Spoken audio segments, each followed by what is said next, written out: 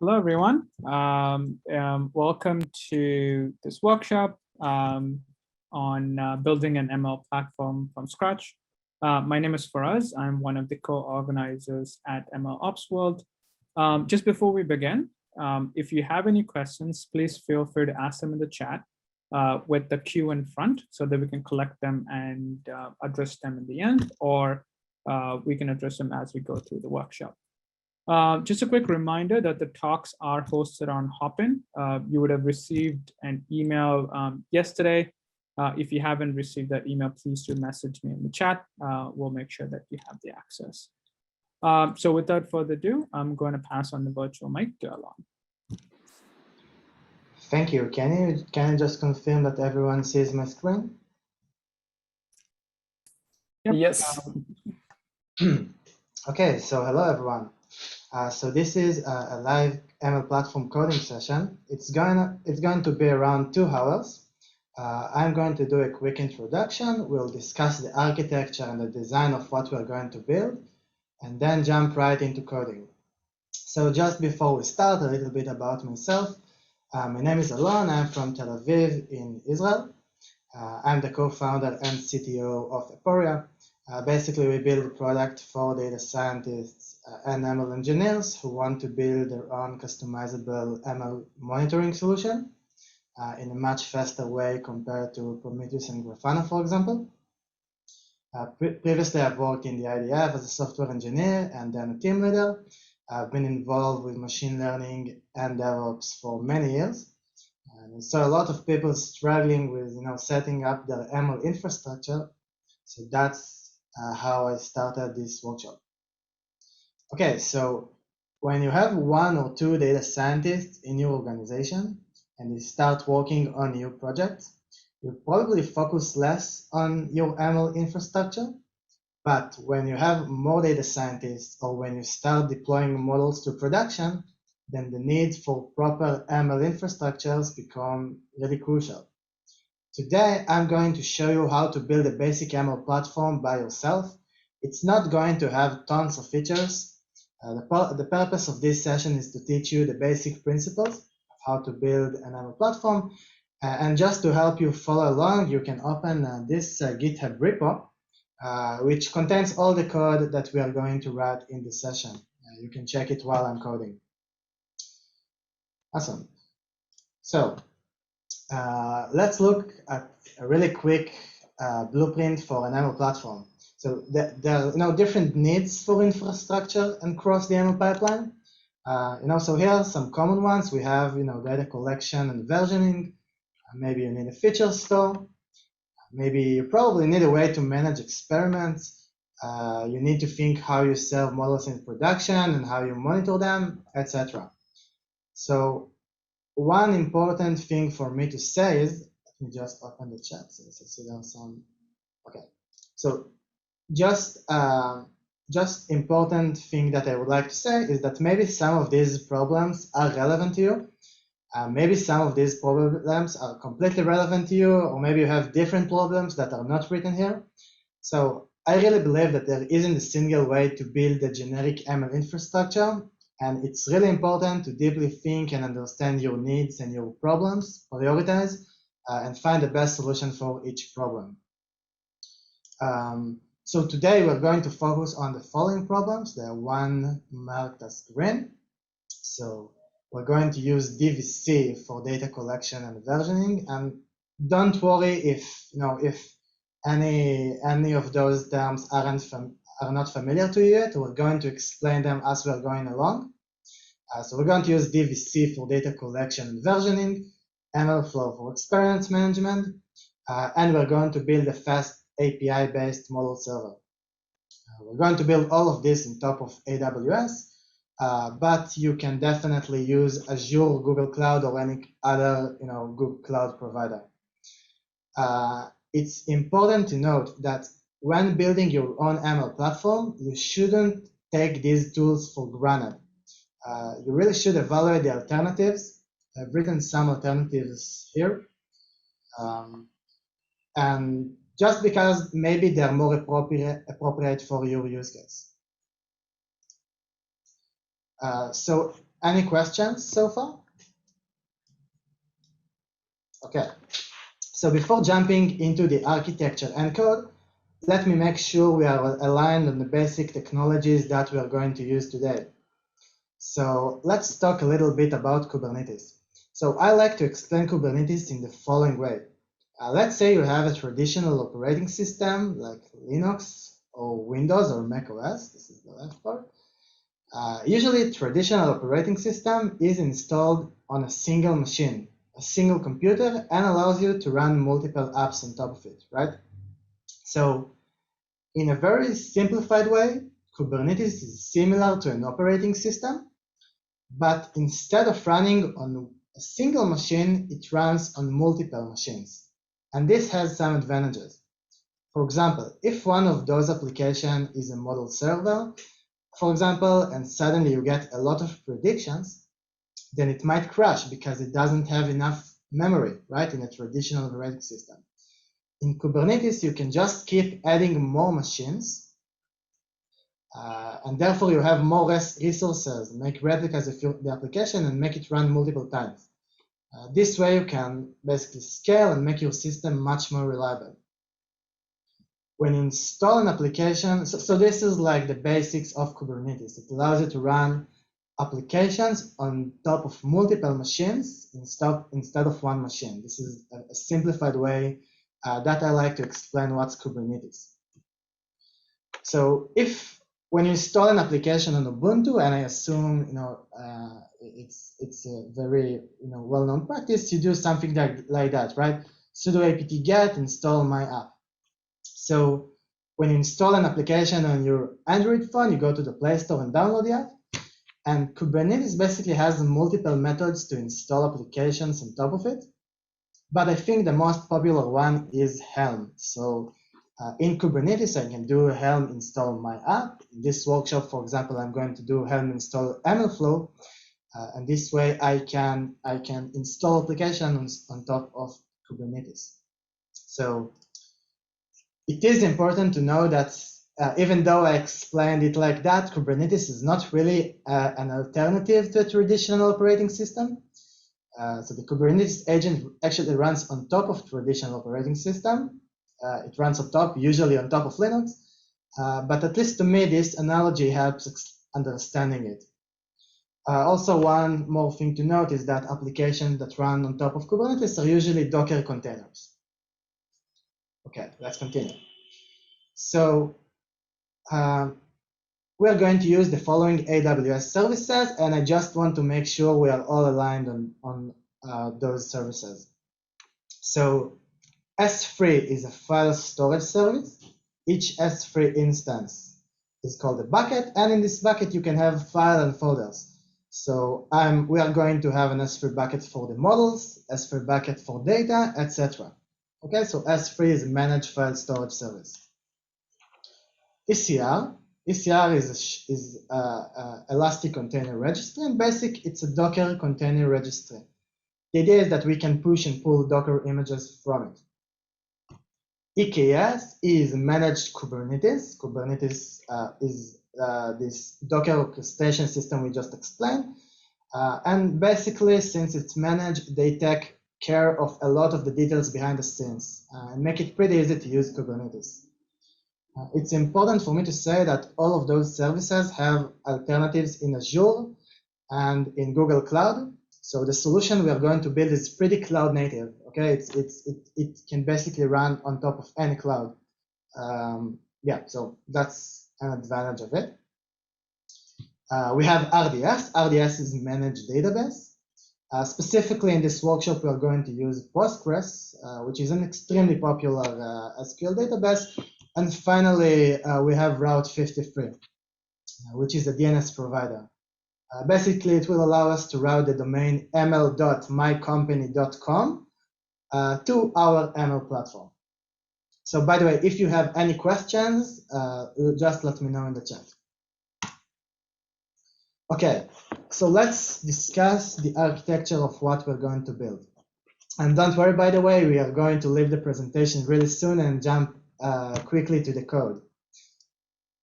Okay, so we are starting from here.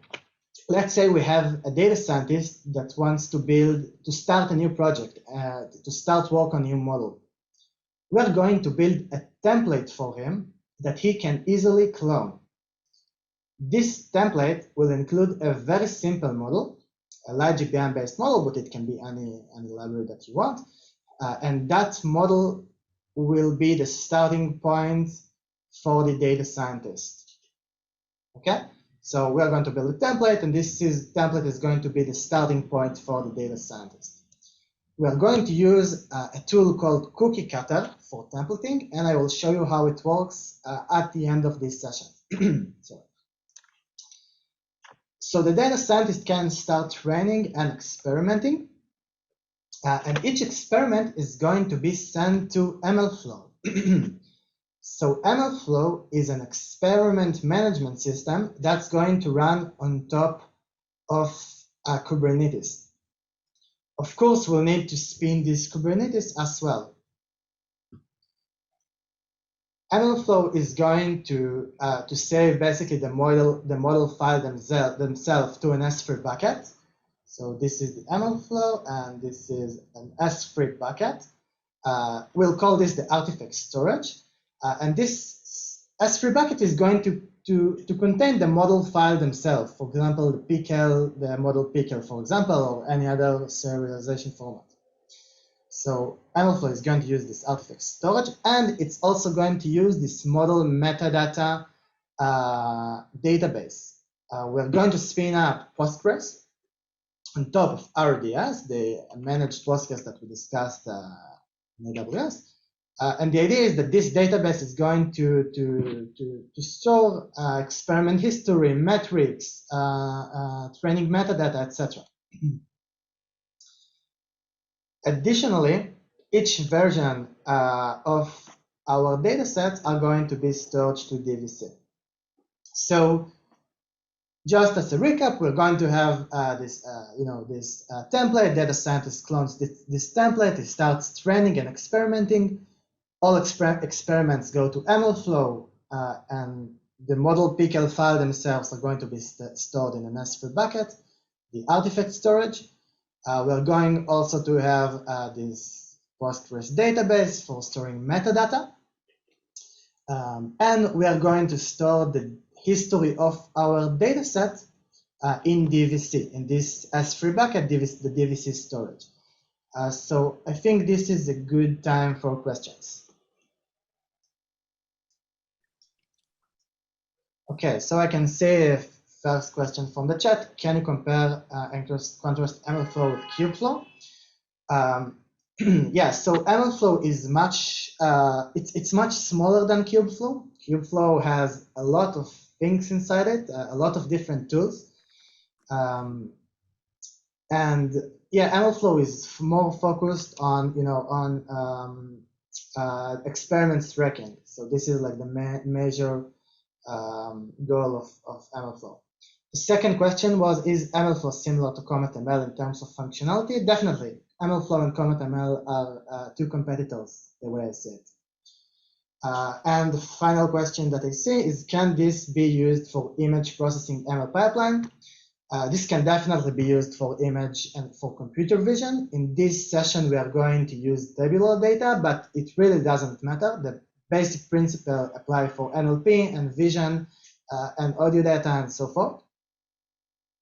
And the next question I saw is, do you split training code and serving code into different repos? I'm going to talk about it later on, but I don't. I'm going to have training and serving code in the same repo. But you can definitely do that. It really depends on your needs. So I will show that later. Another question, what is DVC? DVC is a tool that helps you maintain the history of your data set, of your data. So the reason it's important is, let's say that you deploy a model to production, and then you have a drift, for example. Then you have some issue in production with this model. So to investigate what's going on, well, first you need to detect the drift. This is actually what we do at Aporia. But after you detected the drift, you want to debug. You want to see what's going on. And well, when you want to debug the model, it's really important to know how the data looked at that point in time. So like you can use Git to see how the code looked like in every point in time. You can use DVC to see how your data looks like in every point in time, which is pretty cool. Okay, so let me continue. Okay, so I've talked about the model development part, and let's talk about the production part. So we're going to run our model servers on top of Kubernetes. So in this case, we have 3 model servers, and these servers are going to load the models from MLFlow. So they are going to communicate with MLFlow and load the model picker themselves from MLFlow. So basically, the way it works is that I'm going to send an HTTP post request to my model with the model parameters. Right? So I'm going to use a very simple data set. It's called Iris. So I'm going to send this request. Then it's going to be routed to the correct model server, which is a fast API-based server. Fast API is very similar to Flask, if you're familiar with it. And then it's going to load the model from MLFlow, make a prediction, and return the result. So I hope this makes sense, but don't worry if it doesn't make too much sense right now. After we are going to do it in code, it will make much more sense. So by default, when you install applications on Kubernetes, they aren't exposed to the internet. And so to expose them to the internet, we're going to use Traefik, this part right here, which is basically an API gateway. Amazing. So I think that covers like the big picture, the architecture of what we are going to build. By the way, if I'm running too fast, too slow, please just let me know in the chat. Thank you. Okay, so I'm going to jump to the coding right away. I just want to talk about a few more technologies that we're going to use. So I'm not sure who worked with AWS or Google Cloud, but when you work with cloud providers, then let's say you want to spin up a new database, then it looks like this, right? You have lots of options, lots of configuration. It's super easy to make a mistake here, right? So one time I think I had, instead of 3,000, I put, I don't know, like 6,000 or something like that. And then we will just charge in like a $6,000 build like in a few hours. So yeah, basically those configurations are really important when you're in AWS and you're creating new resources. They're really important, but they are also really, really complicated. So in this workshop, I'm going to use a concept called infrastructure as code. Specifically, I'm going to use a tool called Pulumi, but there's also an alternative tool that is a little bit more popular. It's called Terraform. Both of them are open source, by the way. So this is how they work. Instead of creating my cloud resources, Kubernetes and storage and databases from the UI, from the complicated configuration screen that I showed you a second ago, I'm going to define my infrastructure as code. Okay, so in this case, I'm going to use JavaScript, and I am going to define my infrastructure as code. So in this case, we are defining a new Kubernetes cluster on top of EKS. Okay, just as a reminder, EKS is the managed Kubernetes service in AWS. We also have this S3 bucket right here. And the idea is that when I run Pulumi up, then Pulumi will read this code and make the necessary changes in my cloud provider. Okay, so the first time I run Pulumi up, it will create a new EKS cluster and a new S3 bucket. So let's say that I want to make a change in my infrastructure. Okay, so let's say that I comment this out. So the next time that I will run Pulumi app, then it will know to make only the diff, like only to remove the thing that I commented out from the cloud. Okay, so the advantages of infrastructure as code is that each change to the infrastructure can be code reviewed and you're less prone to mistakes.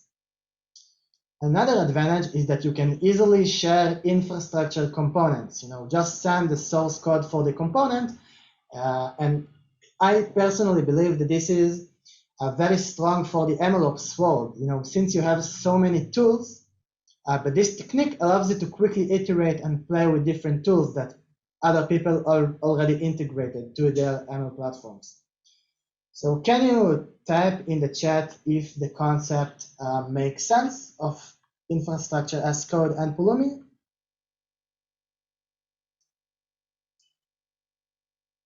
Thank you. Okay.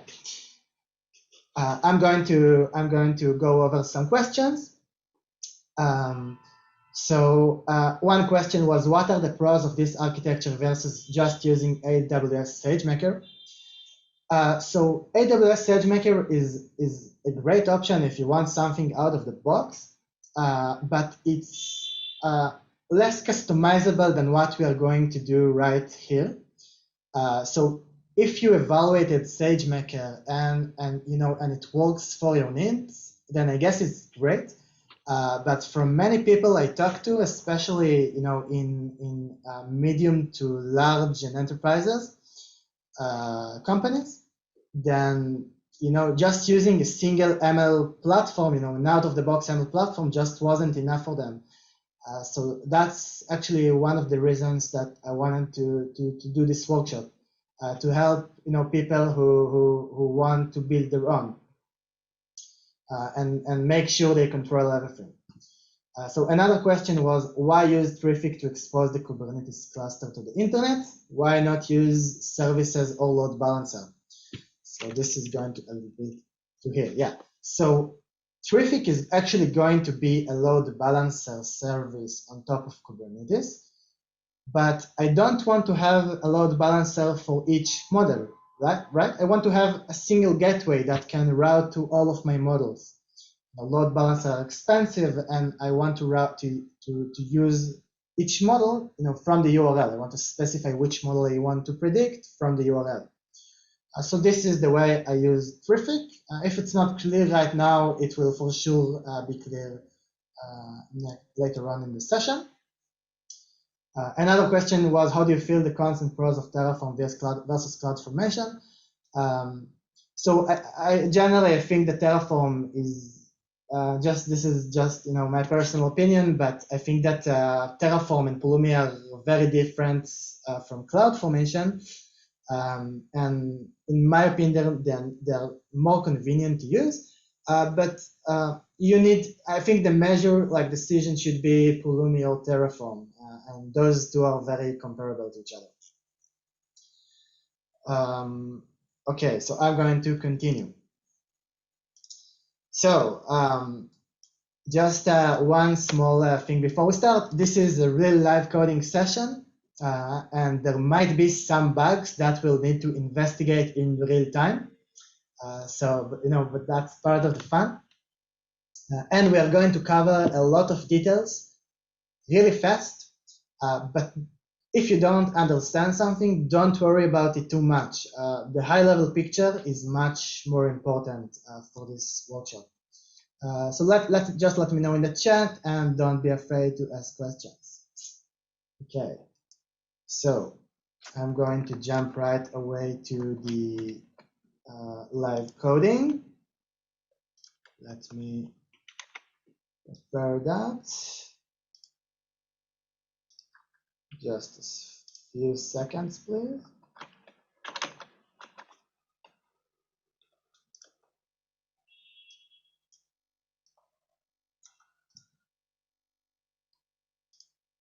Okay.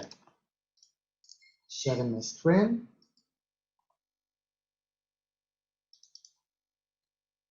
Can you please confirm that everyone can see my screen?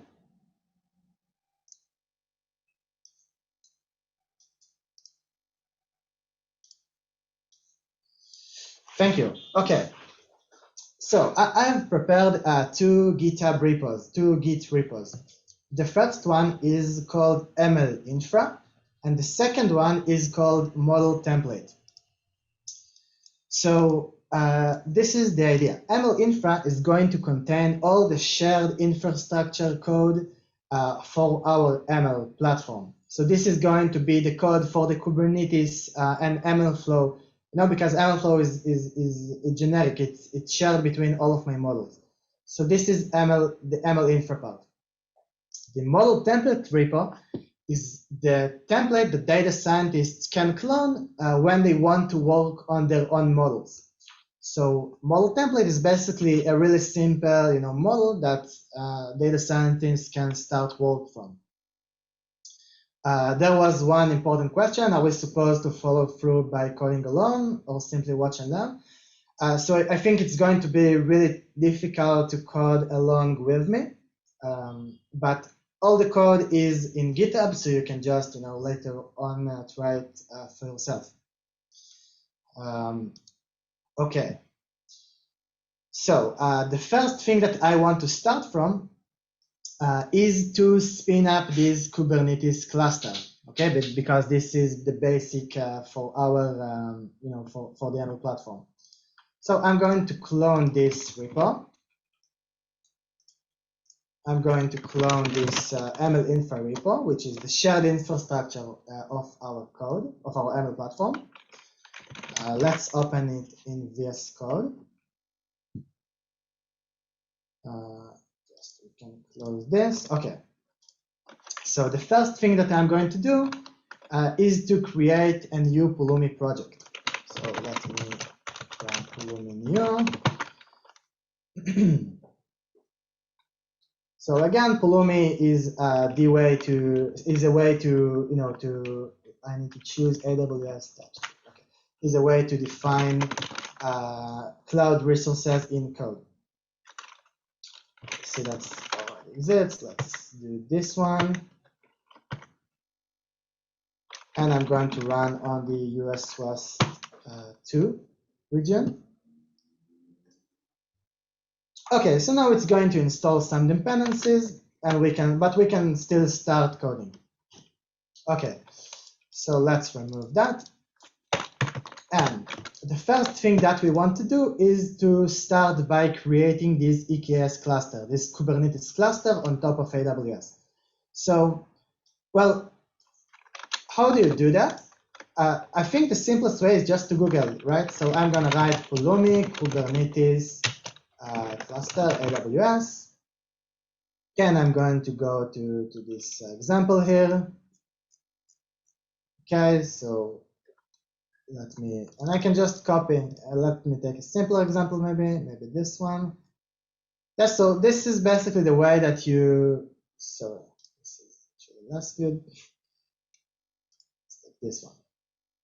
Just a hello world. Okay, now let's go with the first one. Sorry. Okay, so yeah, this is the simple example I looked for. So you just can copy the code from Google, and this is an example of how we create a new EKS cluster, a new Kubernetes cluster for our ML platform. And I guess we can call this ML platform Kubernetes. Okay.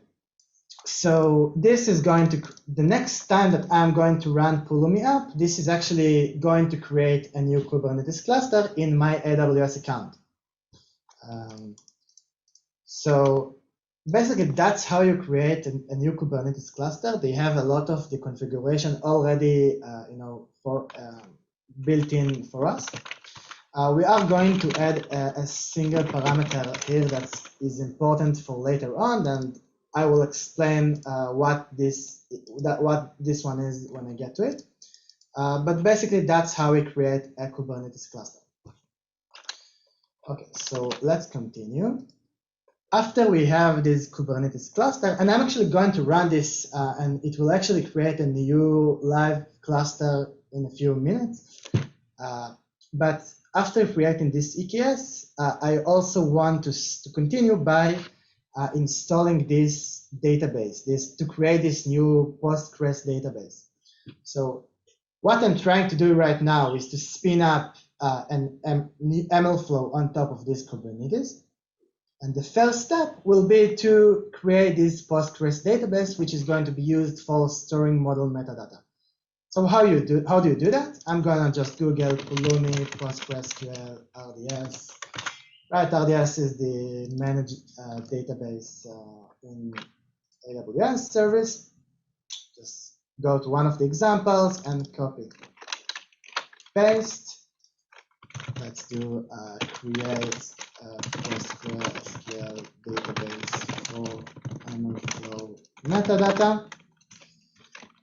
Let me call this MLFlow DB. Each resource in Pulumi, by the way, has a unique name. This is always the first parameter. So let's continue by configuring those options here. How much storage we want for this database. I'm just going to go with 32, and we need Postgres. This is the version that we need. We're going to use T3 medium instances. We're going to call the database MLFlow. We don't need this. This is the password. We do need a secure random password. We're going to get to this in a second. And for the username, let's go with MLFlow. Okay, so I don't want to have, foobear for my as the password for my database, right? I want to have a secure, randomly generated password. So one thing that I could do is to do something, like that. Just call, just random function in JavaScript. But in fact, I can't do that. And the reason I can't do that is because every time I run Pulumi up, then this code runs, right? And when this code runs, I don't want it to generate a new password each time. I want to generate a secure random password one time and then use it. So I can just generate random string right here. What I am going to do is to use Pulumi basically provides a way to generate random passwords. So I'm just going to Google Pulumi random password. This is like a virtual resource. It's like not a real resource that's going to be deployed, on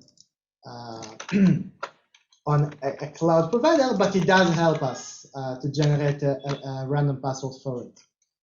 So let's call this MLFlow DB password. MLFlow DB password. We don't need any special characters. And this is pretty simple. And I'm going to use the result here. Okay, so I've created, actually I didn't do that yet. I need to run Pulumi up. When I run Pulumi up, then a new Kubernetes cluster is going to be created. And then it's going to create this Postgres, which is going to be used for MLFlow. Just one thing that I do need to do before continuing is to make sure that this Kubernetes cluster has connectivity to this database.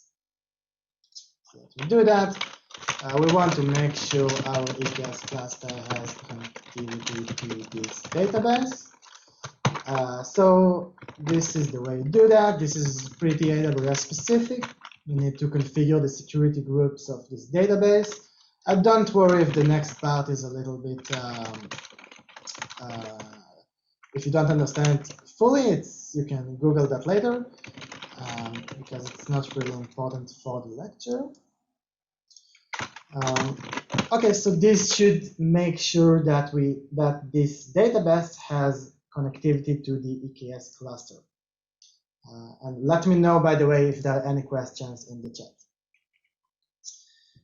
Okay, so let's see. Before continuing, I actually need to install some dependencies. So I can install those too. NPM, by the way, is the package manager for JavaScript and TypeScript. Let's install those too. And then we are going to actually run Pulumi app, and it will spin up those cloud resources in the cloud, in my AWS account. So I will open a terminal here. Let me make sure that everything looks okay. Yeah, that looks good. Okay, so what I'm going to do right now is to run Pulumi app. And I'm going to make it skip preview and just do that immediately. And now what this thing does is to read and execute this code. Okay, then it basically has the definitions of the cloud resources that we want to spin up. And then it will create them in AWS. Okay, so I think this is a good time for questions. This will take some time, but we're going to continue coding if there aren't any questions. So please let me know. Just a second so I can see the chat.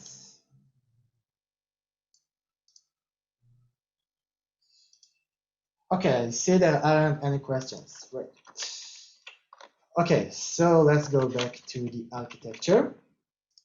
So what did we do so far? We want to start by spinning up MLFlow. MLFlow is going to run on top of this Kubernetes cluster. So we started by creating a new Kubernetes cluster in Pulumi. So this is the first thing that we did. The next thing that we did is to spin up an RDS database, this model metadata database, Postgres. And now we are going to continue by creating this artifact storage, the S3 bucket, the storage that is going to store our model pickle files. And then we will install MLFlow. Great. So let's continue by creating this artifact storage. Okay. I will minimize that and we'll come back later. Okay, so let's create an S3 bucket. So I can Google S3 bucket Pulumi, and you see this is a pattern. This is how I usually work with Pulumi, just like Google stuff and copy the code. It's really fun. Okay, so we want to create an S3 bucket for MLFlow artifacts. We're going to call this MLFlow storage. Let's actually call this artifact storage. And every resource in Pulumi has a name. We want to have this read-write because MLFlow is going to write models to this S3 bucket. We don't need those tags. And that's how I basically create an S3 bucket. The next time I run Pulumi app, when this is finished, then it will create this S3 bucket for me. Great, so we have this database and we have this artifact storage bucket. So the next thing is going to be to install MLFlow. And just as a reminder, how do you install applications on top of Kubernetes? So I use Helm. So Helm is a package manager for Kubernetes. So let me show you how it works. I'm just going to Google MLFlow Helm. So this is MLFlow Helm chart. Basically, Helm chart is similar to Helm application or Ubuntu application. It's like chart is the name of repositories in Helm. So this is an example of a packet an MLFlow package for Helm. And usually the way I would install it is by running this command, right? Helm install and this repo name. But this is another point. I don't want to manage my Kubernetes in commands and so forth. I want to manage it from my code, just like I manage my infrastructure, my cloud resources from code. Then I also want to manage everything that runs on top of the Kubernetes using code. It's really important. So we want to get code reviews and we want to share the different components. So I want to install this Helm chart, this Helm package, using Pulumi. So to do that, let's Google Pulumi Helm chart. And I'm just gonna copy paste remote chart. Let me just copy paste that. This is the import. And we are going to install MLFlow. By the way, just as a reminder, MLFlow is the experience management tool that we're going to use here. Okay, see a question. Would you recommend Pulumi in production? I've been using Terraform, but deploying EKS clusters seems simpler in Pulumi. So I definitely recommend Pulumi in production. By the way, I have no affiliation to them or something like that. I've tried both Terraform and Pulumi. The reason I like Pulumi is that you define your infrastructure as real code, like Python, TypeScript, etc., and not, the DSL, the custom programming language of Terraform. We at Aporia, we use it in production. It works great. But you said deploying an EKS cluster seems simpler in Pulumi. That's a little lie, because in production you are going to have more parameters here, right? You're going to want to control the minimum nodes and maximum nodes and so forth. But it's pretty similar. I think in our production we have like 5 to 7 more parameters, which is pretty good. Any other questions, by the way? I'm just gonna give it a few seconds.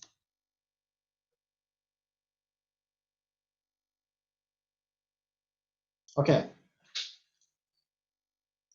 So let's install MLFlow. So so we want to install a new Helm chart on our Kubernetes. We want it to be managed by code. So this is MLFlow, and we need to give it the the repo URL. Move that to here. Okay, so let's click install. Okay, so this is the repo URL for Helm. This is the way it works. I'm just gonna copy paste that to here. Let's fix the annotation a little bit. And the chart name, the package name is called MLFlow. We don't need version. And that basically should spin up MLFlow on our Kubernetes. But it's not the end of the story, because we want to connect this MLFlow.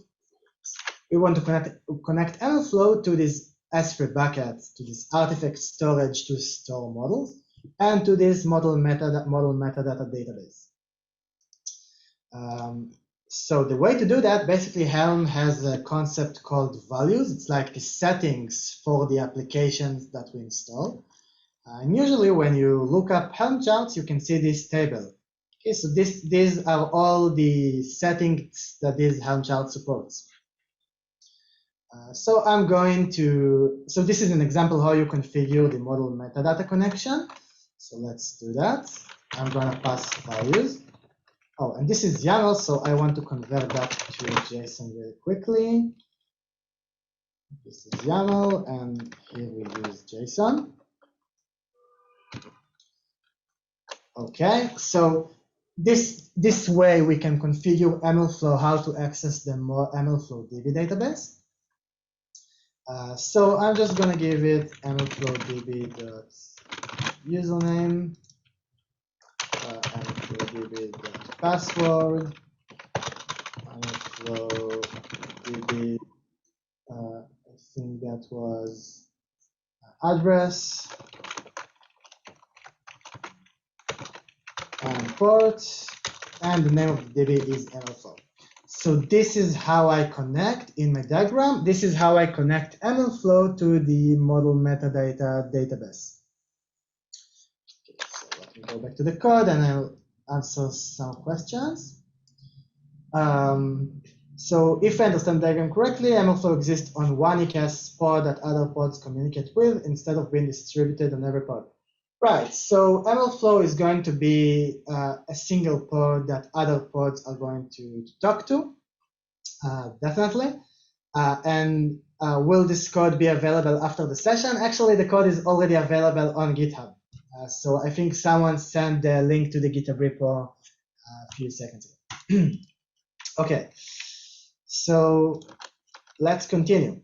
Okay, so this is how we connected MLFlow to our Postgres. Let's continue by connecting MLFlow to this S3 bucket, to the artifact storage. So let's look at the settings here, and we have this not backend storage. We have default artifact root. This is the path to the S3 bucket that MLFlow uses to store the models. So let's do that. So let me just fix something here. Okay. Okay, so basically we have the bucket name, right? The bucket name is basically MLFlow, the artifact storage bucket. This is the name of the bucket that Pulumi creates when I created that. But if I take a look on how the format of this, it should start with S3 // So you can just do that. That would what I would want to do. Like I would want to do that, but I can't because this thing doesn't exist when I run this code, right? When I run Pulumi app, then Pulumi reads this code to see what resources need to be created, and they are not necessarily exist yet. So you can't just do that. Instead, you need to do something like that. Apply, and then we can pass it.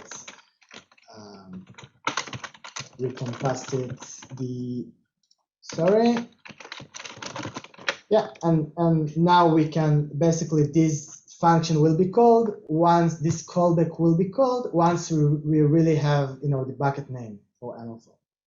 So yeah, that's basically how I connect MLFlow to the S3 bucket for artifacts and to back to the Postgres for model metadata.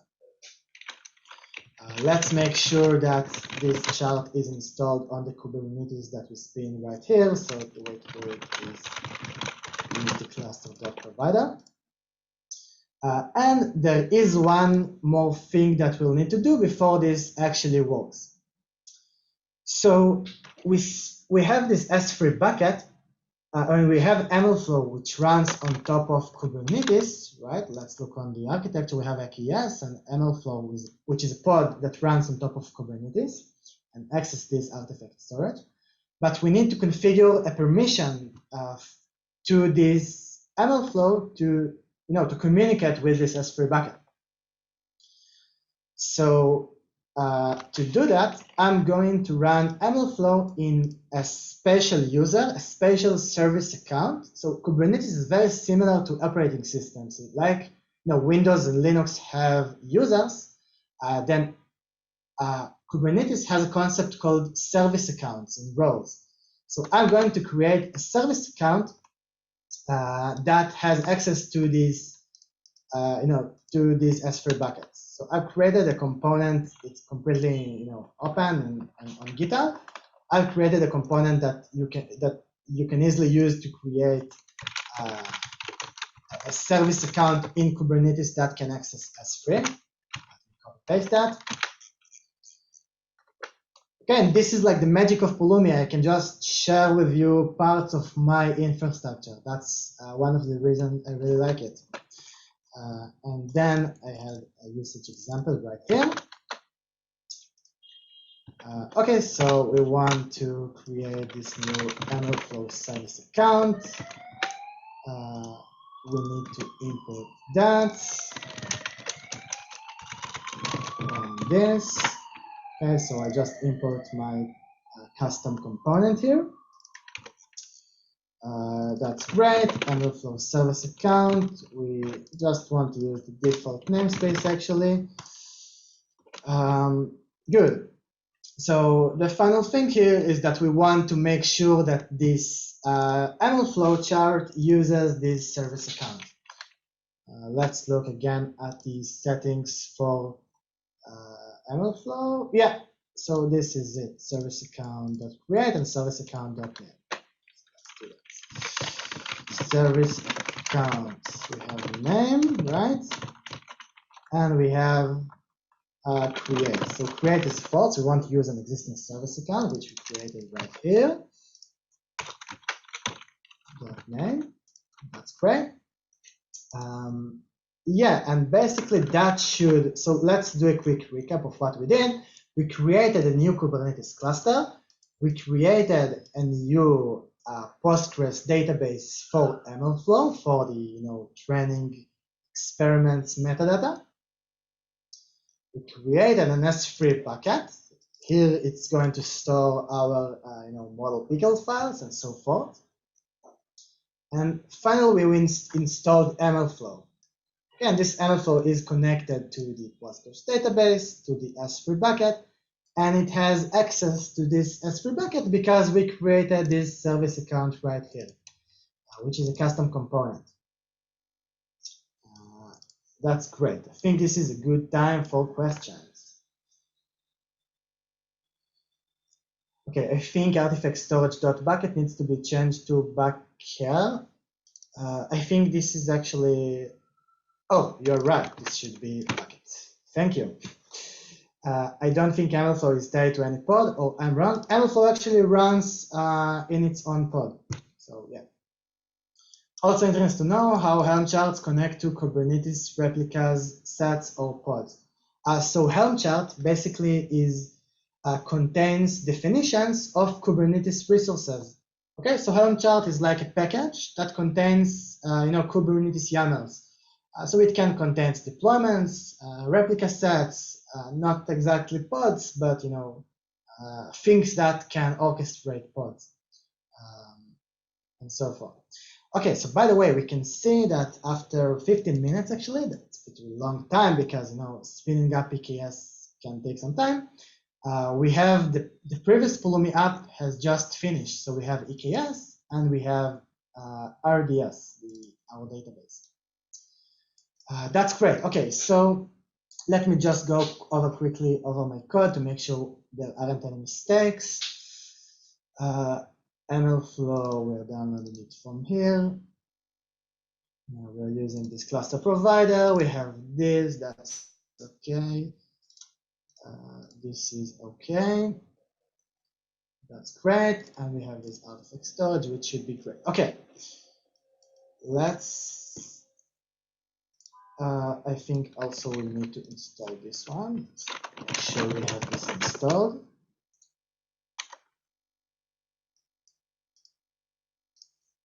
Okay, and let's run Pulumi app. So right now, since we already have this EKS and DB, it won't touch them, but it will create S3 bucket and install MLFlow.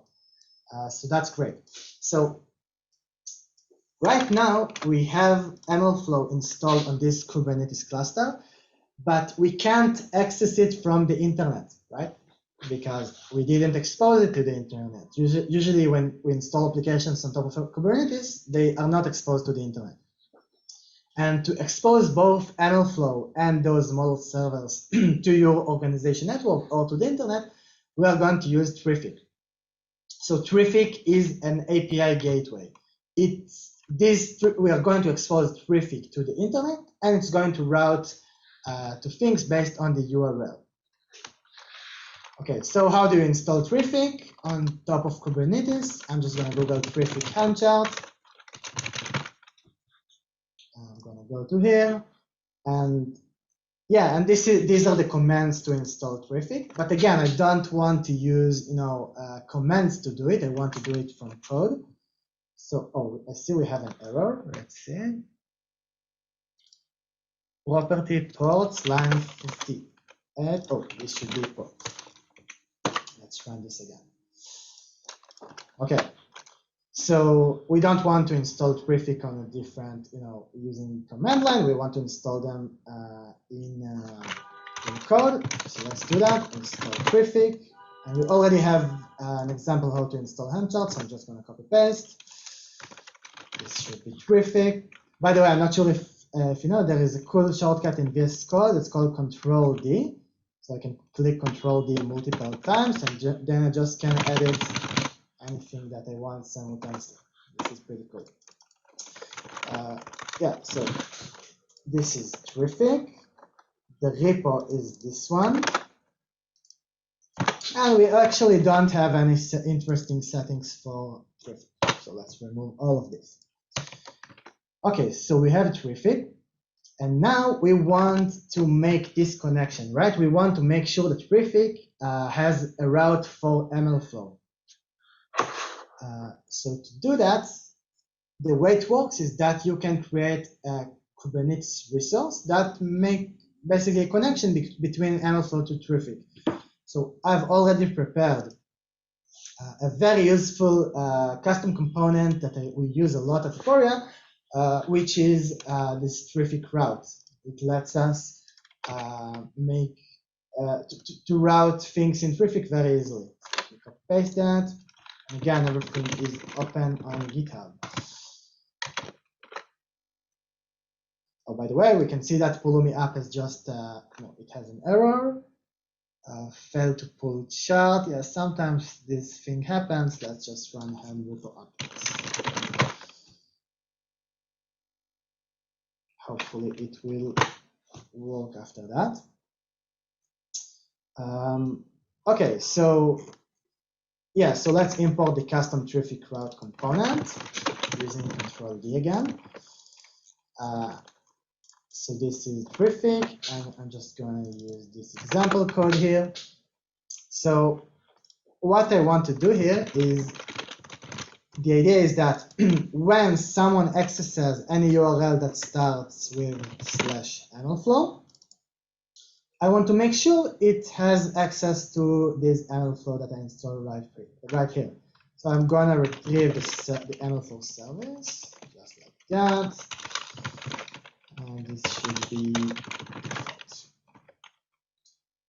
Okay, so basically we installed Traefik, right? And then we created a route between Traefik to MLFlow. Let me look at the chat to see if there are any questions. What editor ID am I using? I'm using VS Code. VS Code, yeah. So if there are any other questions, just let me know. Okay, cool. So it looks like this is working and it's running.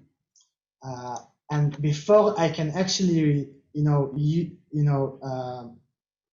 access this Traefik, access the ML platform, I need to configure a domain for it, right? For that, I'm going to use Route 53. Route 53 is basically in AWS. It's it's the DNS provider. So let me just Google Pulumi DNS Route 53 record,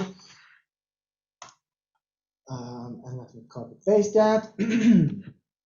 Like I'm doing this workshop a lot, copy pasting from Pulumi documentation. And yeah, we want to basically create a DNS record for ML. I'm gonna use our domain ml.aporia.com, but this could be ml.mycompany.com or anything. It's gonna be a CNAME. And Traefik by default creates a load balancer service on Kubernetes, and I want to use it. So this is like Traefik.get resource. I want to get the load balancer service from this Helm chart. So it's going to be v1 service, Traefik, load balancer ingress. Yeah, this is like pretty. I'm not sure why they have so many parameters, but name. Okay, so the final thing that I need to do is to put my zone ID. This is like specific to each domain. Okay, that's great. So we see that the last Pulumi app went successfully. Let's see. Let's run this now. Okay, so the last Pulumi app, it installed MLFlow on Kubernetes. And then it basically created the service account, right? The S3 service account we discussed earlier. And now the next Pulumi app, the Pulumi app that I'm running right now, is going to install Traefik, route to MLFlow, and create a DNS record so we can access our ML platform from ml.aporia.com. Okay, so this is running. Let's see what's our next step. Okay, so after this Pulumi app, I really hope that MLFlow is going to work. And the next step, so the next step, I want to start by creating this template, this Cookiecutter template for data scientists. The data scientists can clone and use to, to train their models and then deploy them to production. So I'm gonna use a tool called Poetry. Not Poetry like that, Poetry Python. Yeah, Poetry is really cool. And Poetry is a way to manage packages and dependencies in Python. So if you know this, requirements.txt, which is pretty annoying, and different Python versions across, different machines. So Poetry just helps make organization for all of that. And it's pretty easy to use. I'm going to show it right now. So let's see what's going on here. It looks like it's working. Okay. So until now, I've worked on the ML info repo, which is the shared infrastructure for our platform. Now I'm going to work on this model template. So let's clone it. Let's clone it in a different tab, actually. Okay. And now we want to start by initializing a new Poetry package. So let's do that. Poetry new. And for now, we're going to call this, just my model. But later on, the Cookiecutter is going to, it will let the data scientist write the name of his model, like chain prediction, fraud detection, recommendations, whatever.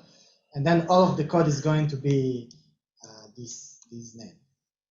So you see the last Pulumi app just went successfully. And right now, we actually should have MLFlow up and running.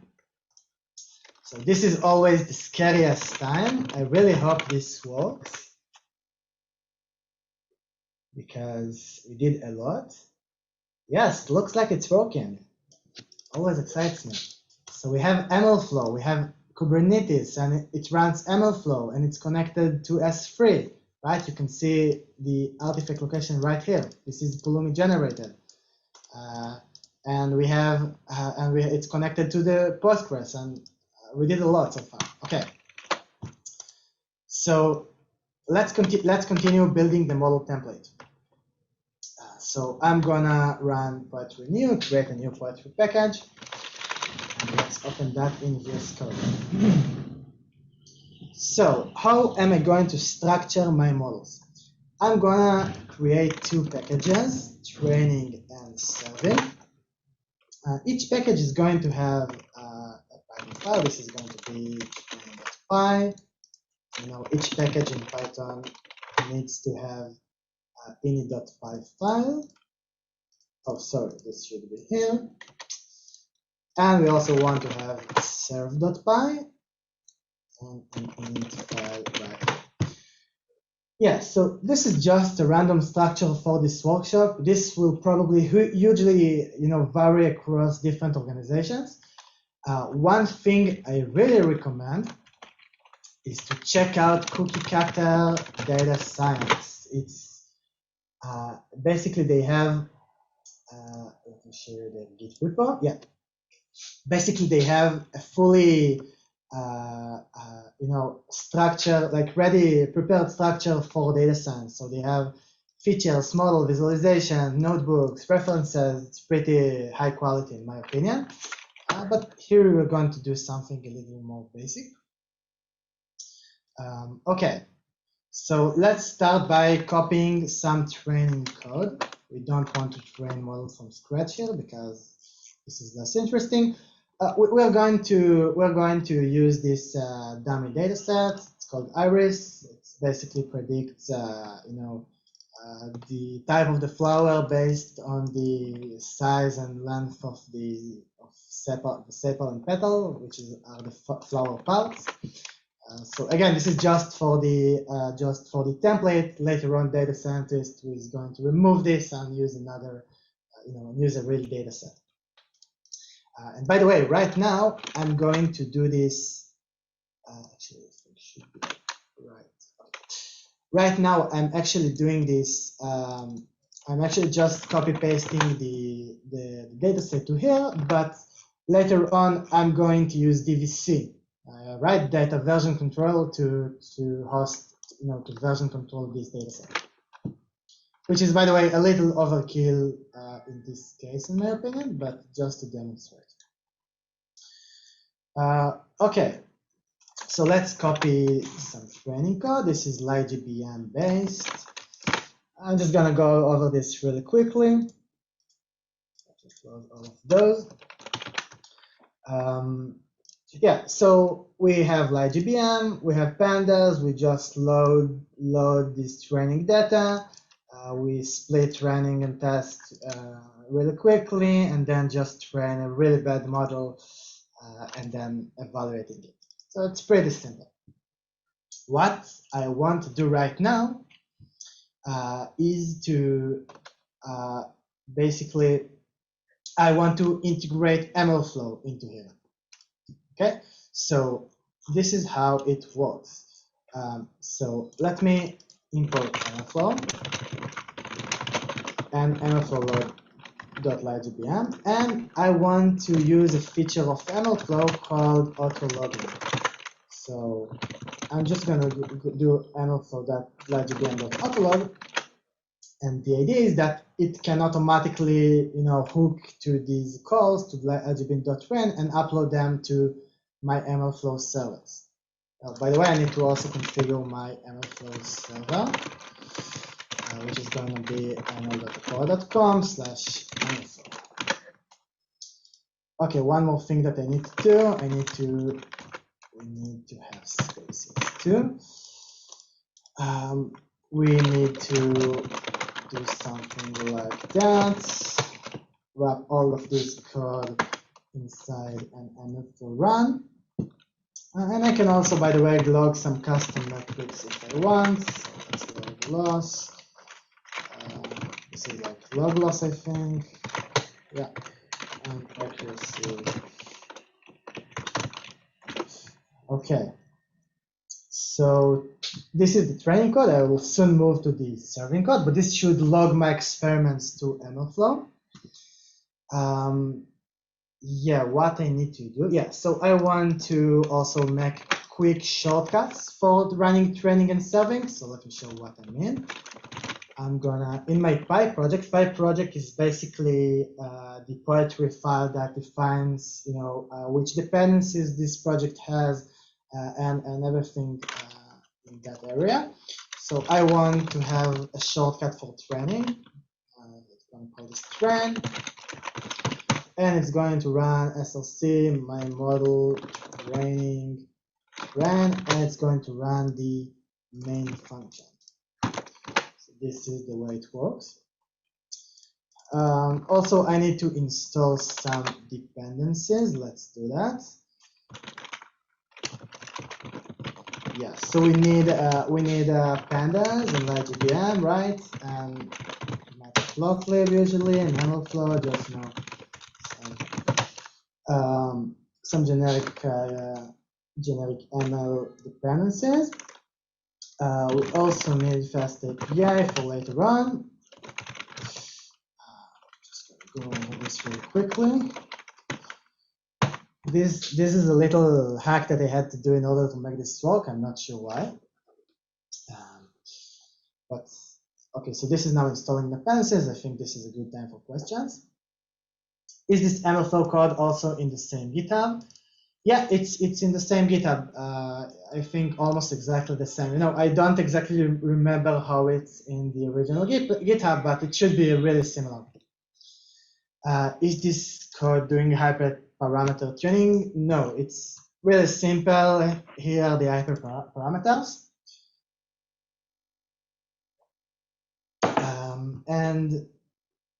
Yeah, but if AutoML and hyperparameter tuning and stuff like that is important to you, then you can definitely incorporate that later.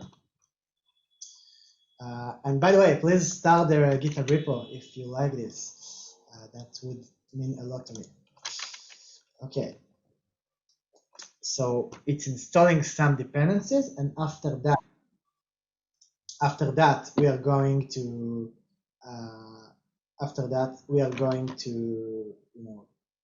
to run training. Yeah, just one sec. Okay, so let's do a quick recap of what we did so far. So we created a Kubernetes cluster, right? And we installed MLFlow. And this MLFlow uses the artifact storage and model metadata database. So this is MLFlow. Now we are working on this Cookiecutter template, this template the data scientists can clone to train and experiment with the models and then deploy it to production. So they clone this template, and then all of their experiments are sent to MLFlow. The next stage is going to be writing fast API serving code and serving that in production. So that's our next stage. I see a question: is poetry rather than integrating a code on the end, for example? I really didn't understand the question. If you could rephrase it, it would be great. Thank you. Okay, so I see it taking some time to install the dependencies here. So in the meanwhile, I want to write this serving code.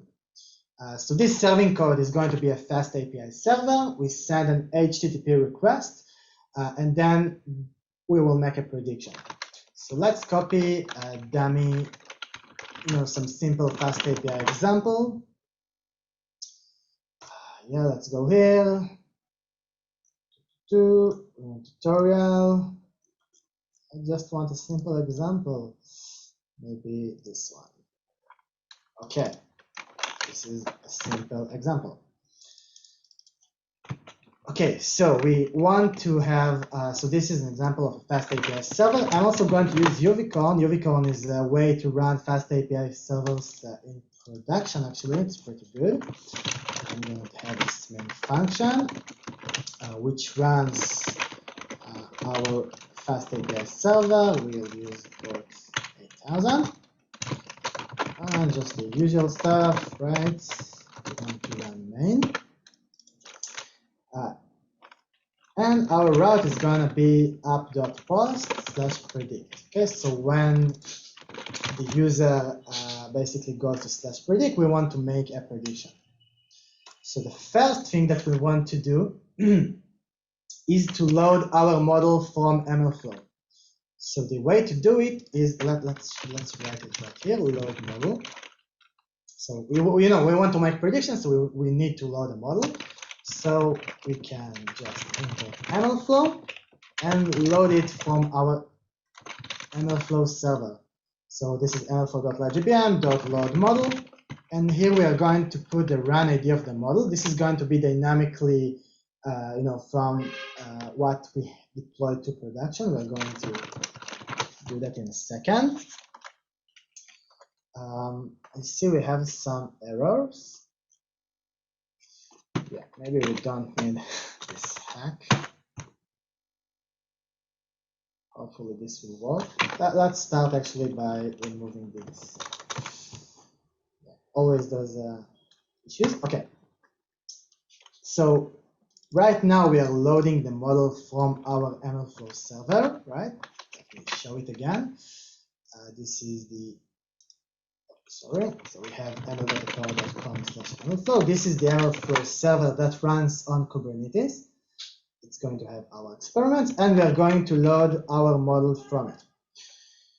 Okay, so next we want to make a prediction, right? So to make a prediction, the first step is to pre-process data. We want to receive, the features from the request. and pre-process it into some data frame. Then want to make a predict. So this is going to be model.predictx. All of this is going to work, don't worry. And then we want to return the correct flower, right? So this data set, this model basically, this example predicts the flower type based on, length and height of the sepal and petal. So we want to provide the prediction right here. Okay, so what is going to be our request? How it's going to look like? Let's see, there are some issues with my poetry right here. Let's try to remove some things. Let's do that. Hopefully it will work.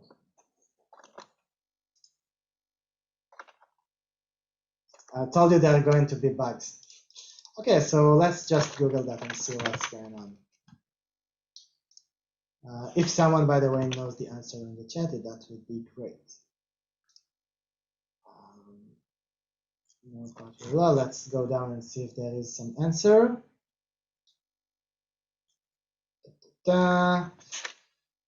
Updating poetry.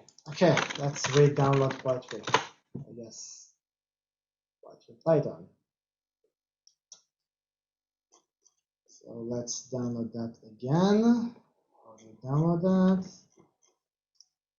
Well, by the way, if poetry isn't going to work for us right now, we're going to leave it, but usually it works great, by the way. Yeah, let's do PowerShell and run as administrator. Yeah, probably my version of poetry is pretty old, so it has some issues. Okay, in the meantime, I can look at questions. Why use poetry versus Conda or Pipenv? Yeah, so poetry is very similar to Pipenv. Basically, pip is just normal Python packages.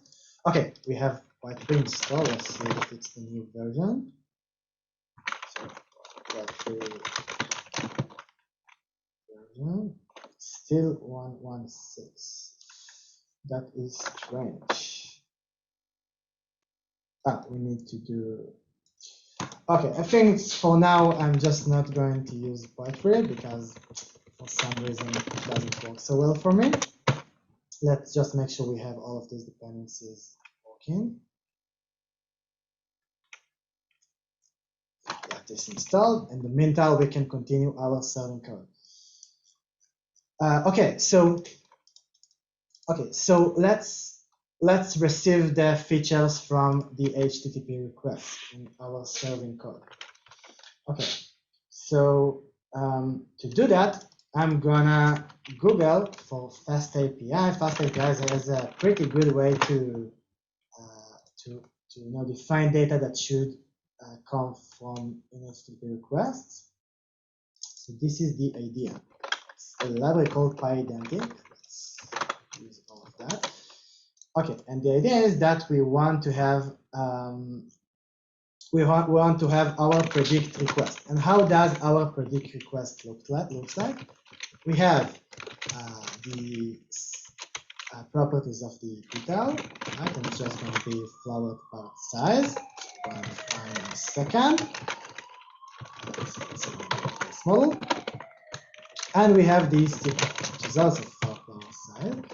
And then for each one of those parts, we're going to have width and length. That's great. So the structure of the HTTP request is going to be the width and length for vital and the width and length for sepal. So we want to do that. And now we want to build a data frame, a pandas data frame from that. So let's import pandas, right? Let's import pandas and pandas data frame. Columns. Okay, so we have sepal. Let's copy that from a training code. We have all of those, right? Sepal. That's great. And for the data, we're going to have one row. So one row. So this is the way it looks like. And we want to use the data from the HTTP request. length request.sepal.with, and let's use the cool control D trick again. Okay, so we pre-processed the data. We had a prediction. This is actually going to be to give an array of confidences. In this case, 2 confidences because it's a binary model. So let's just take the argmax. We need NumPy for that. NumPy as NumPy, and let's convert that to an integer. Okay, let's see what's going on with the dependencies here. Okay, hopefully this is going to work. Anyways, okay, so let's run our Python code. So not used to work without Python. So my model.training.ran. Let's see if it works. Okay, so right now we are training a model on my local, on my local PC.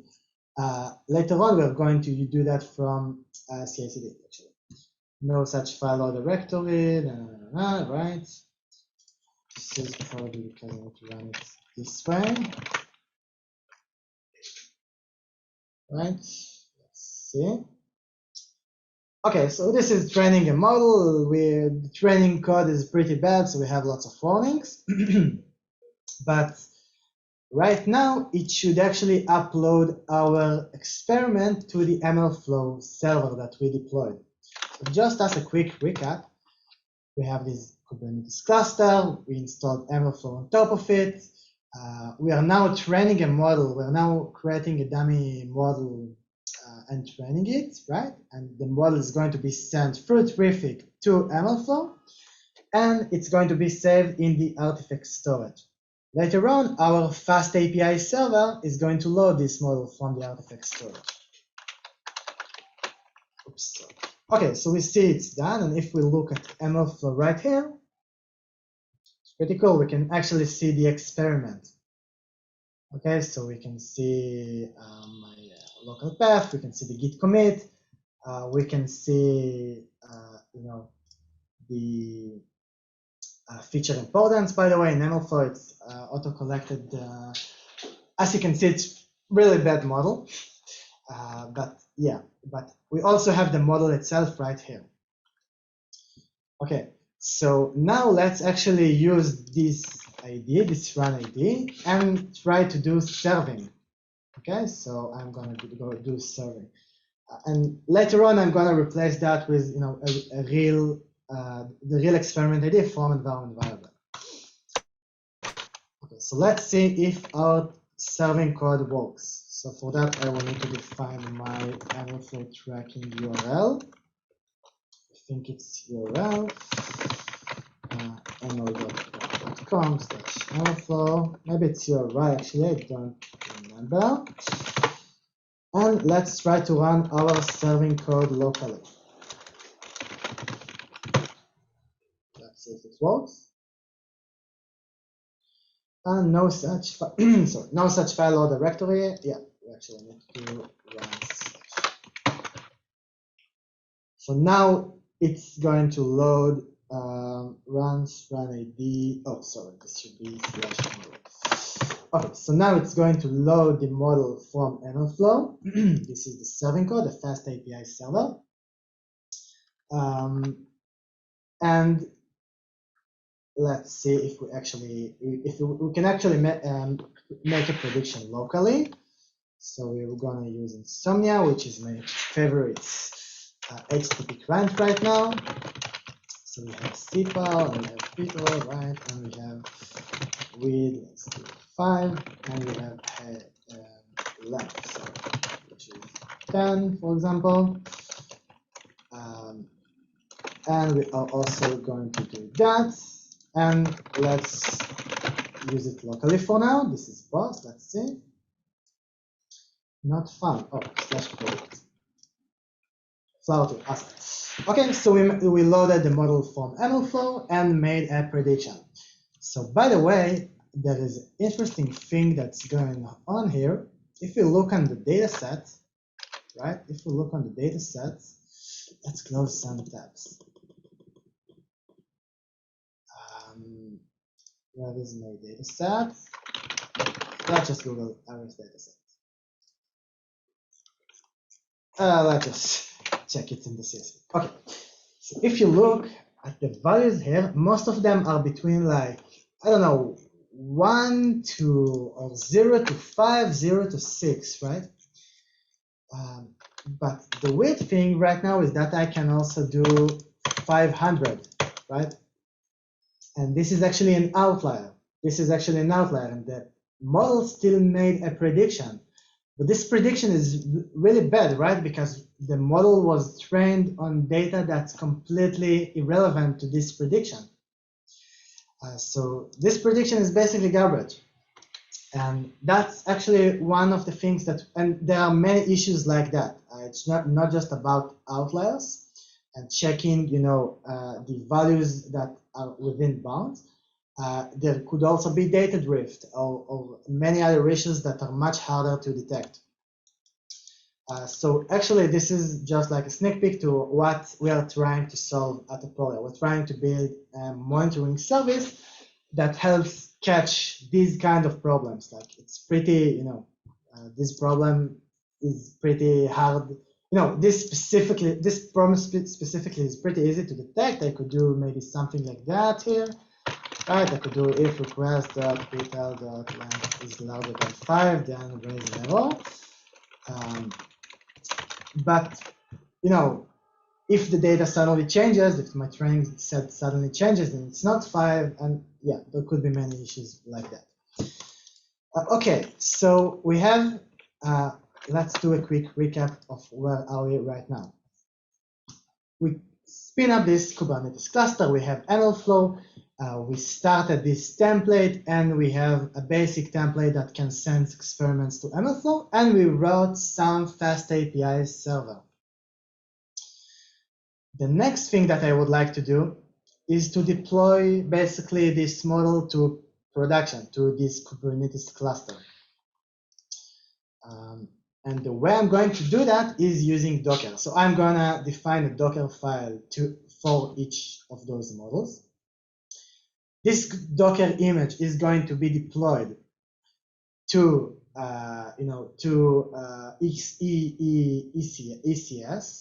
ECR, sorry. ECR is the container registry. So it's going to be deployed to AWS, this Docker image. And then we're going to have Pulumi code that deploys this Kubernetes as a container. Okay, that Docker image as a container in Kubernetes. So let's do that. And by the way, if you have any questions, feel free to write in the chat. Okay. So first of all, here we don't want to use this const run ID. We want to have from an environment variable, right? So let's use MLFlow run ID, and we need to import OS. Okay, the next thing that I want to do is to basically create a new Docker file. So I've pre-prepared a simple Docker file. By the way, it's almost used for all of our Python packages. And this is the idea. We extend the Python image. We install some basic dependencies, and we run the fast API servers. Sorry, I think the microphone is on one of the. Sorry, just one sec. Mute that. Chris, can you please mute your microphone? I just don't think I can do it from here.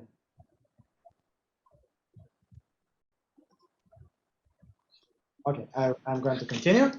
So this Docker file works with Poetry, but Poetry didn't work for me right now. So I'm going to install dependencies right like that. So we have pandas, numpy, right? Actually wrote this before. Paste that. Yep. we need all of those. Contact number unicorn.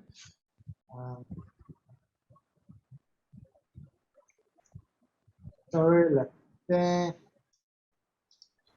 we have like IBM, MLFlow, MLFlow, scikit-learn, fast API, both free. Okay, that should be enough, I think.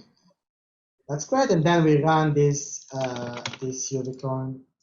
So this is our Docker image. And again, I don't like to do this. I prefer my dependencies to be managed through Poetry, but I guess just for now it's okay.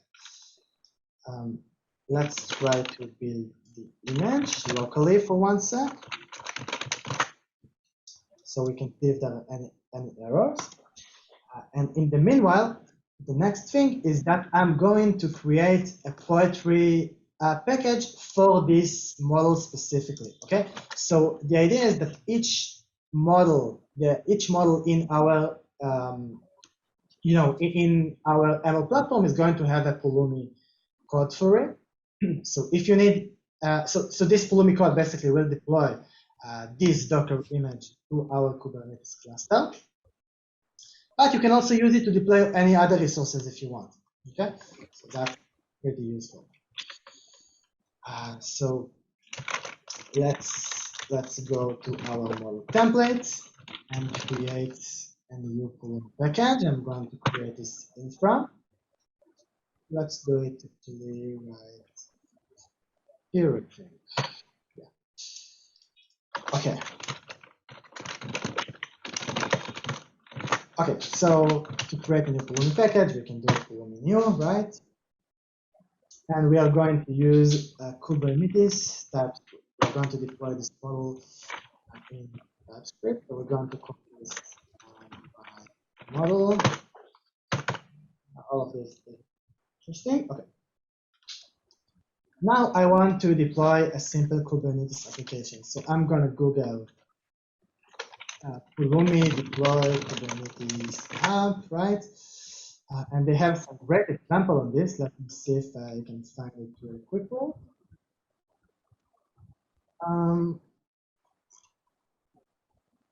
Not this one, I think. Maybe it was this one or this one. So they have a great example of how to basically, deploy an image to XAS. That's right, that's AWS. Just stack ECR as well. Okay, yeah. This is based on Fargate actually. I think, yeah, it was this one. Okay. Okay, so this is an example of how, let me copy that. This is a great example. Yeah, so this is an example how we can build the Docker image, okay? Then push it to AWS, then connect to the Kubernetes cluster and deploy this as a deployment, okay? Code in our Kubernetes cluster. All of this code does actually a lot. Let's do that. So we are going to have mine. So the Docker is also, so this is basically the path of my Docker image, right? Because I am, sorry, yeah. So I'm in the infra directory right now, and the Docker image is right here. Then I'm gonna call this my model. So this is going to build and push my Docker image. Well, let's see if there are any errors. Looks like it's working. Let's try to run it. My model, it still won't. Or have it. Oh.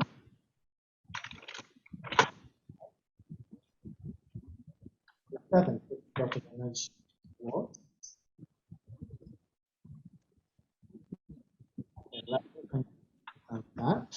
Okay, so we build and put this Docker image to ECR. The next step is going to connect to the Kubernetes cluster that we created in our, to the Kubernetes cluster of our ML platform. So to do this, I'm going to basically use a thing in Pulumi called stack reference. So I'm gonna reference to a different Pulumi package. So let me call this platform, and I'm gonna do.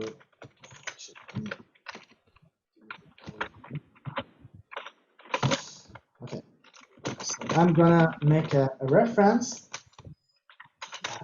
to my ML platform shared infrastructure project. I'm gonna have the name of this project from Pulumi config. This is a configurable thing that you can do in Pulumi. Call this config require. That's great. So we have a connection to our previous Pulumi project, and now we can actually create a Kubernetes connection to our previous, to our Kubernetes cluster. So let's call this provider, and we can take the kube config, show exactly what we do here. So right here, this is the shared ML infrastructure, and we created a Kubernetes cluster, right? And then we expose the kube config. Kube config is the way to connect to Kubernetes cluster. So we exported this kube config in this line here, exports the kube config. So right now I can reference it. Okay, so I can reference this Kubernetes cluster. So let's do that. Platform.get output kube config. That's good. So after that, we should have connectivity to our Kubernetes cluster. Each model has connectivity to our Kubernetes cluster. Next, I want to deploy the my model container to this Kubernetes, the one container that I built and pushed right here. So let's do that. This is the image, right? And we want to expose this port 80, which is the same in the file. Yeah. Okay, and we need to give it some environment variables, right? Because we have this, we want to give it the correct MLFlow run ID, and also we need to provide a tracking URL for the MLFlow server. So let's do that. This one, which is just, yeah, we are just gonna have, we are just gonna take the run ID from the Pulumi config. I will show how CI/CD is going to run this Pulumi and deploy the model to production and give us this run ID. Okay, this is the run ID. And we also need to have the MLFlow tracking URL server. So for here, we'll just go with a static also. We just go with a static URL, but this should also come from configuration of the introduction. Okay, so that's great. So we built and push a Docker image. By the way, let's see if our Docker image actually works now. This one. MLFlow run ID. Yeah, because we don't have a run ID here. Let's try to give it a run ID. I think you do it like that. If yeah, this one.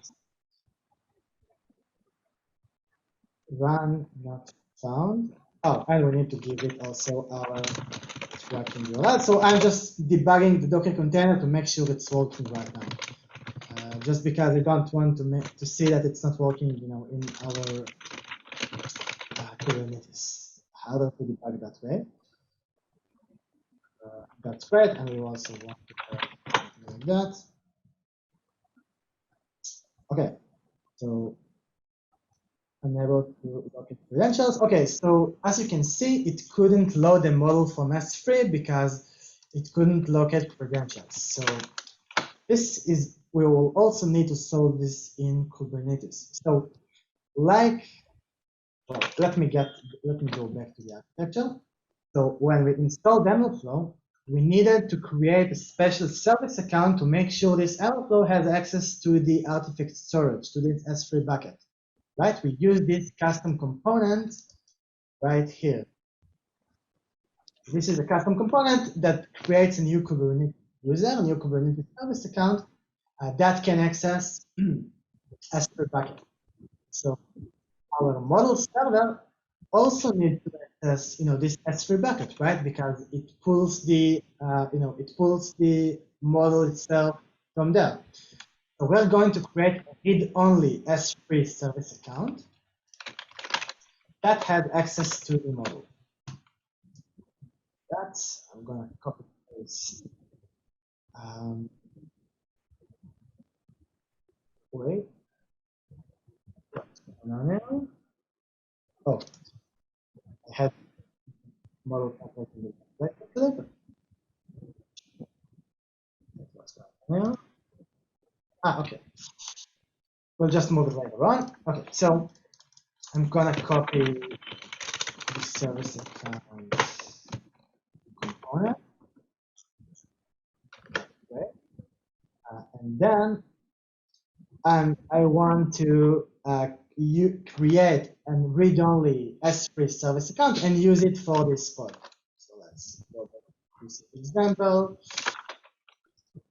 I'm going to create this service account. Oh, actually, when I'm thinking about it, I shouldn't create. I'm going to create one S3 service account for all models, actually. So let's do it right here. Let's just create a read-only service account for model server.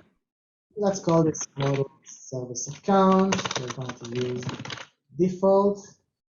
Oh, by the way, as you can see that here we don't not sure why it works, but it should be read-only because it writes stuff to the S3 bucket and like that. Anyway, this is a read-only service account for model servers, right? And we need to also export this service account. Manage the record. Okay. I want to pause for a few seconds.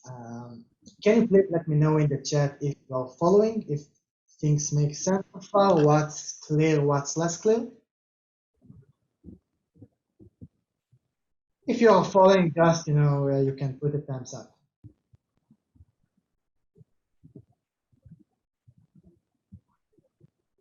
Okay, so we want to photo now.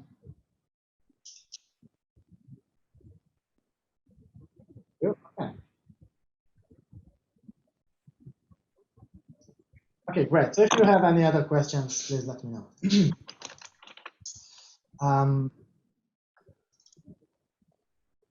That's the question. So for POC dev purposes, you spun up things directly in AKS TCL, then went onto Docker just for prod.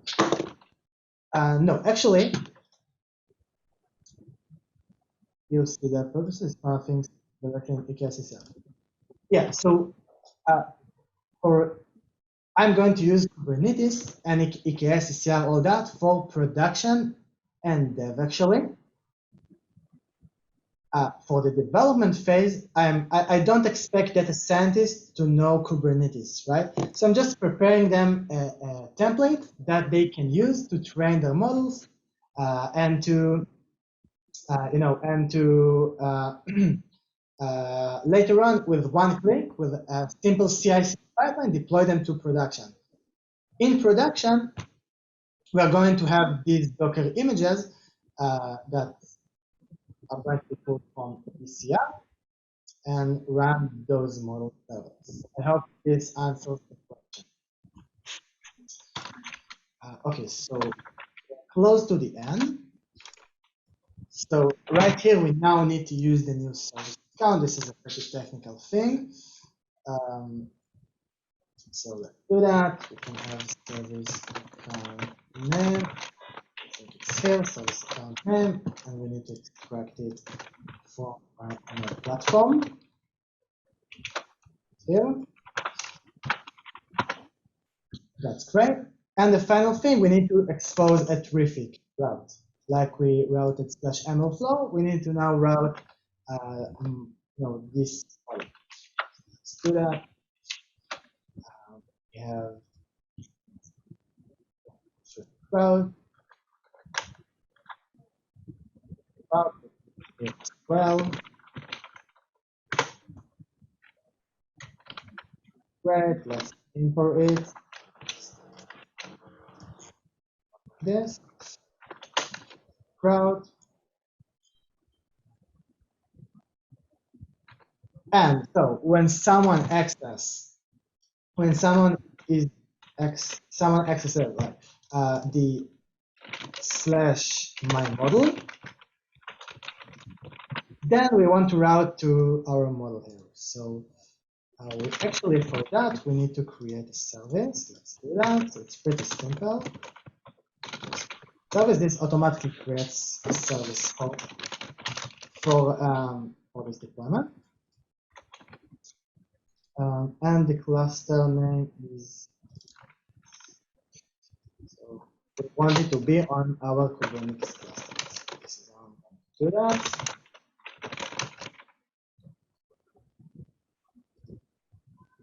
Oh, sorry.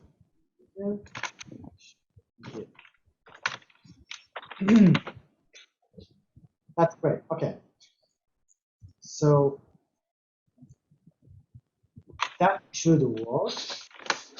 So right now what we did so far is to prepare this Pulumi code that can build and push our Docker image to production, to ECR, and then it deploys it on Kubernetes, create a service, and route it through Traefik.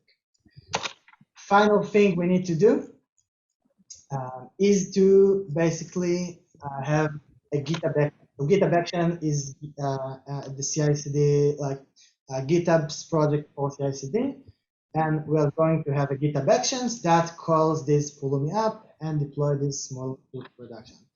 So I'm going to create a make file. So copy it.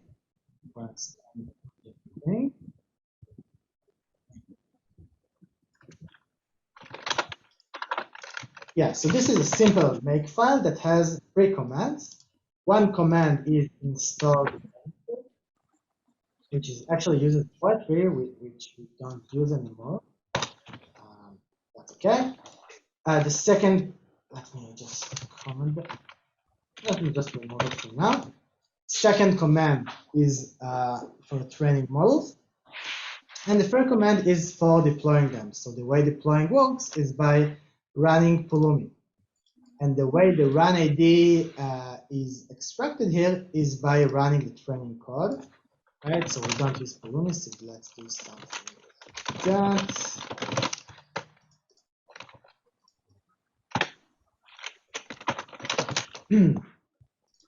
And then we want to extract the run ID from the command output. So we will actually need to add that to here. Run ID.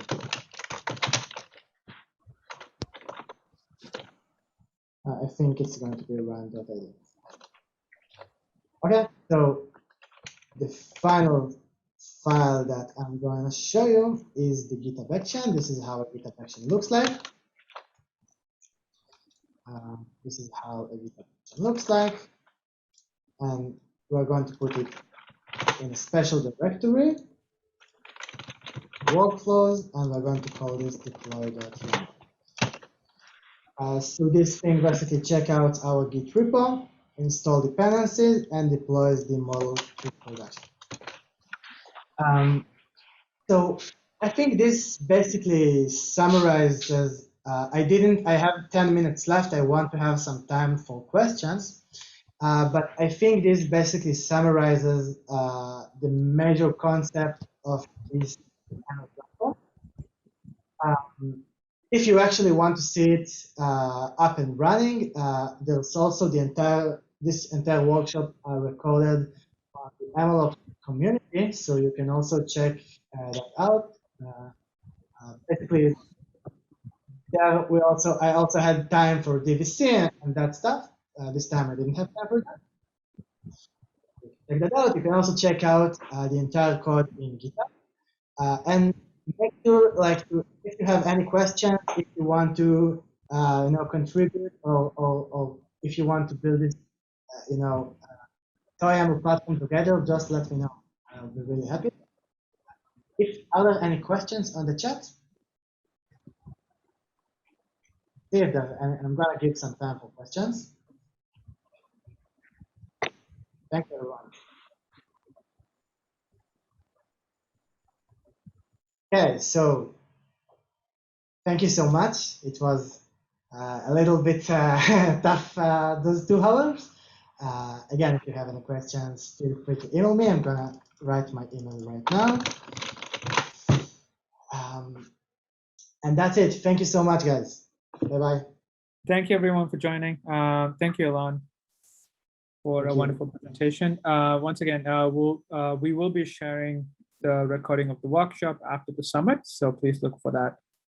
We'll also be sharing the GitHub link as well. So thank you, Alon, and thank you, everybody.